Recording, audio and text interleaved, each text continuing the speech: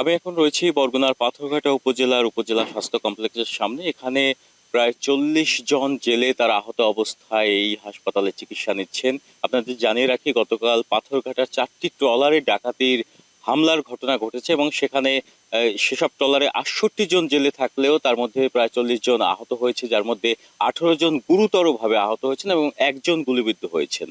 তো আমরা এখানকার যারা জেলে রয়েছেন তাদের সাথে কথা বলেছি, জেলে পরিবারের সাথে কথা বলেছি। তারা আমাদের জানিয়েছেন তারা প্রাকৃতিক দুর্যোগকে যতটা না ভয় পান তার থেকেও বেশি ভয় পান জলদস্যু কিংবা ডাকাতের আক্রমণকে। এবং প্রতি বছরই আমরা দেখেছি, বিগত বছরগুলোতেও ডাকাতের হামলার ঘটনা ঘটেছে এবং জেলে জীবনে কিন্তু চরম দুর্দশা নেমে আসে যদি জলদস্যু কিংবা ডাকাতের হামলা হয় ট্রলারে। এবং যখন জেলেরা এই উপকূল থেকে যারা সমুদ্রমুখী হন তারা যখন উপকূল থেকে ছেড়ে যান, তখন কিন্তু জেলে পরিবারগুলো আতঙ্কিত অবস্থায় থাকেন। এবং অনেক সময় দেখেছি যে এই জেলেরা যারা গভীর সমুদ্রে মাছ শিকার করতে যান তাদেরকে জিম্মি করে অপহরণ করে তাদের পরিবারের কাছ থেকে মুক্তিপণ আদায় করা হয় এবং পরিশেষে কিন্তু তাদের মেরেও ফেলা হয় এবং লাশটি পর্যন্ত তাদের পরিবারের কাছে ফেরত দেওয়া হয় না। এবং এখানকার ট্রলার মালিক সমিতি বা বিভিন্ন বরাত থেকে পাওয়া তথ্যে আপনাদের জানিয়ে রাখি যে বরগুনা পাথরঘাটা থেকে 120 কিলোমিটার দক্ষিণ পূর্ব বঙ্গোপসাগরের বড় বাইজদা এলাকায় মাছ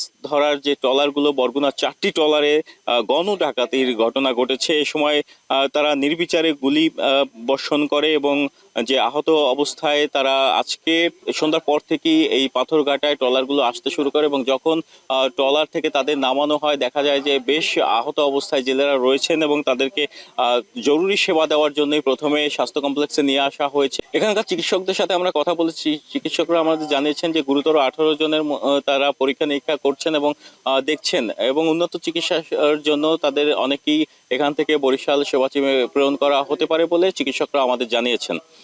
এখানের আরেকটি বিষয় আপনাদের জানিয়ে রাখি, এফবি মা ট্রলারের মাঝি মনির হোসেনের বরাতে এফবি মা ট্রলারের যিনি মালিক সেলিম চৌধুরী আমাদের জানিয়েছেন যে বুধবার গভীর রাতে বঙ্গোপসাগরে মাছ ধরার সময় হঠাৎ সশস্ত্র হামলা চালায় জলদস্যু বাহিনী। এ সময় জেলেরা বাধা দেওয়ার চেষ্টা করলে জলদস্যুরা জেলেদের দূর থেকে নির্বিচারে গুলি ছড়ে পরে জলদস্যুরা ট্রলারে উঠে জেলেদের মারধর করেন। এবং এই সময়টা যে সময় আর কয়েকদিন পরেই পয়লা বৈশাখে যে ইলিশের চাহিদা থাকবে, সেই চাহিদা পূরণ করার জন্যই কিন্তু এই জেলেরা তারা সমুদ্রমুখী হয়েছিলেন এবং তারা ট্রলার বোঝাই করে ইলিশ নিয়ে তীরে ফেরার যে স্বপ্ন দেখেছিলেন সেই স্বপ্ন কিন্তু ডাকাতরা একরকমের লুট করে নিয়ে যায় এবং কোটি টাকা মূল্যের যে মাছ ছিল কিংবা অন্যান্য সরঞ্জামাদি ছিল সেগুলো তারা লুট করে নিয়ে যান। একটি তথ্য আপনাদের জানিয়ে রাখি যে ডাকাতি হওয়া 4টি ট্রলার যে পাথরঘাটার, তার মধ্যে সাগর কোম্পানির মালিকানাধীন এফবি তারেক 2, এফবি তুফান 2 এবং সেলিম চৌধুরীর মালিকানাধীন এফবি মা ট্রলার রয়েছে এখানে।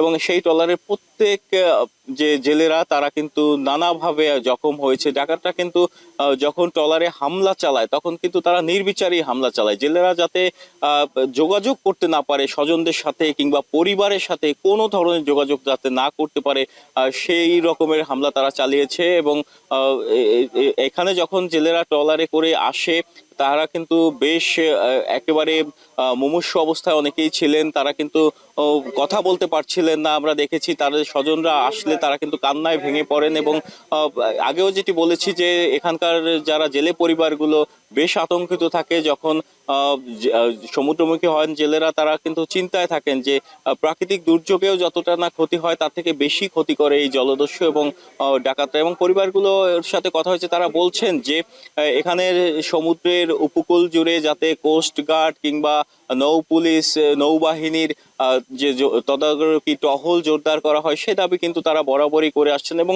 তারা আরো একটি বিষয় বলছেন যে এই ট্রলারগুলোকে ট্র্যাকিং সিস্টেমের আওতায় নিয়ে আসা উচিত, কেননা যখন জলদস্যুরা হামলা চালাবে তখন যদি এখানকার যারা প্রশাসন রয়েছে তাদের সাথে যোগাযোগ করা যায় তাহলে কিন্তু উদ্ধার কার্যক্রমটা খুব দ্রুত সময়ের মধ্যে করা যায় বলে এখানকার জেলে পরিবার জানিয়েছেন। তো এখন পর্যন্ত এই হাসপাতাল থেকে অনেকেই চিকিৎসা নিচ্ছেন এবং অনেকে বরিশাল সেবা টিমে প্রেরণ করা হতে পারে বলে এখানকার চিকিৎসক যারা রয়েছেন তারা আমাদের জানিয়েছেন। এবং একজন গুলিবিদ্ধ অবস্থায় রয়েছেন, তার গায়ে 3টি গুলি লেগেছে বলে এখানকার চিকিৎসকরা আমাদের জানিয়েছেন। এবং 18 জন মুমূর্ষু অবস্থায় রয়েছেন। স্বজনদের আহাজারিতে কিন্তু এখন পাথরঘাটার যে এই জেলে জেলে পল্লীর বাতাস কিন্তু ভারী হয়ে উঠেছে অনেকটাই।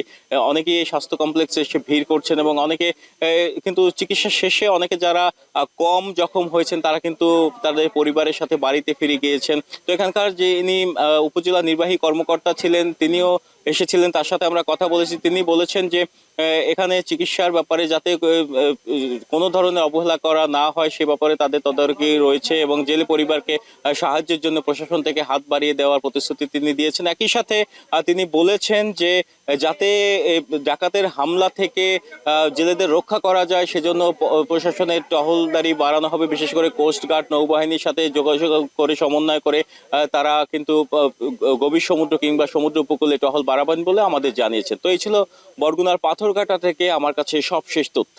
গ্যাসের বোতল মতো যেন যদ্দূর আল্লাহ সব রয়ে গেছে, মেঠারি যেন যদ্দূর সব রয়ে গেছে। একজন হলো গুলিবিদ্ধ হয়েছে, আরও 17 জন গুরুতর আহত আছেন। তো সবাইকে হাসপাতালে নিয়ে আসা হয়েছে ইতিমধ্যে উদ্ধার করে।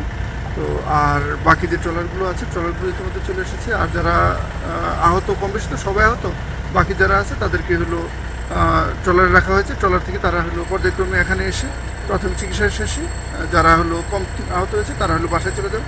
আর যাদের হলো বেশি প্রয়োজন তাদেরকে আমরা বরিশাল পাঠাবো, আর এখানে হয়তো আমরা কিছু রাখবো।